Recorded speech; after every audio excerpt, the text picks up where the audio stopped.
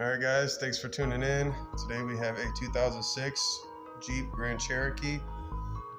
Gonna be installing a 52-inch curved light bar. Got on Facebook Marketplace.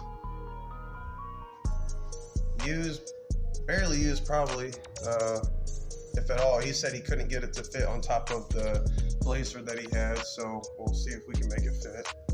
I already tested it, it does work. There's a wire harness here. Do what we can to clean it up, make it work good, so stay tuned. Alright guys, so already ran into my first obstacle. These brackets that came with it, I'm not sure what year, make, model that they were designed for, but they obviously did not work on the Jeep.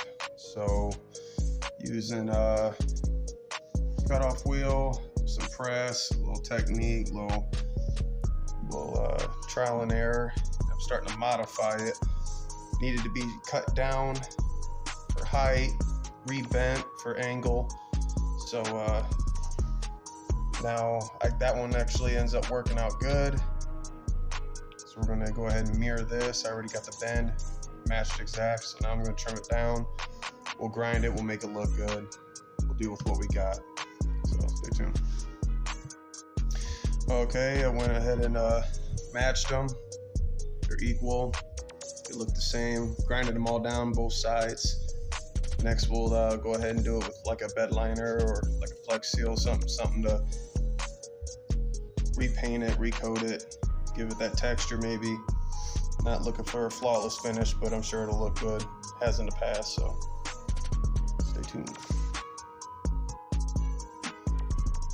Alright you guys, I went ahead and installed it. Got the brackets on. I'll show you what I did. Here's the brackets. They will need painted. I wanted to make sure everything fit right, everything mounted up right before I did that. So they will be painted, but nonetheless, they're on. Again, I had to modify them. It works. Everything's measured out fine. As far as the insulation, right behind trim, you'll have this rail right here where the seal clips onto. I cut it out just enough that I needed, tapped it in. You can use self-tappers, kind of threaded it, use machine screws. Seal goes all fine. Shuts fine.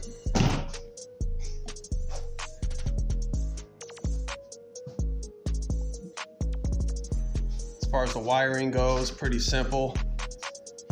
Kind of same ordeal. I mirrored this side with it. There's a little notch there. I kind of widened it. Put it behind. Now again, right here, you got the pinch part of the seal. It doesn't affect that. Groove that. And then ran it down under the hood, attached the battery, secure your relay, make sure you secure your relay. Brought it back, and right underneath, behind the OBD2 port is where I have the switch. Can't even tell, can't see it. I do want to put a better rocker in, kind of maybe even put it underneath the stereo so that it blends in. I'll go ahead and turn on and give you a shot at it. All right. And right here's the light bar. Does its job. Pretty bright. Everything works fine.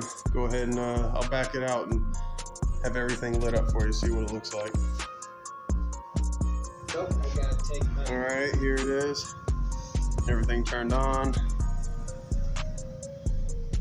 Definitely bright. Absolutely bright. Not bad for $60 and a little bit of labor. Does pretty good.